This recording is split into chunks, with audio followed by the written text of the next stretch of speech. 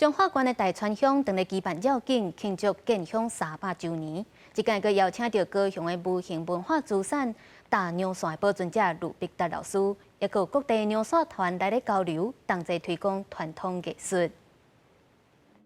气势十足的大娘线表演，有开大小门、前后挂、对接等等的脚步手路。中华县大川乡为着庆祝建乡300年，举办大娘线机架交流活动，邀请各县市的娘线团来表演。乡内嘛成立娘线团，要来推广这项表演艺术。自从咱今年的3月了后，咱就要来推动着咱的大娘线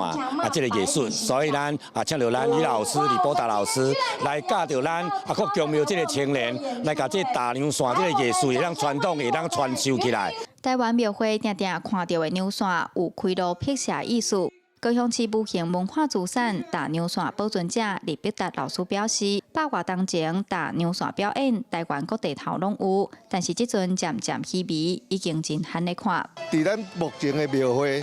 较少人咧用，阮即摆直接吼，咧认真咧推广，要互咱台湾的本土文化搁会复兴啊！希望讲将这个大娘线这个技艺传来咱中部、咱中华遮，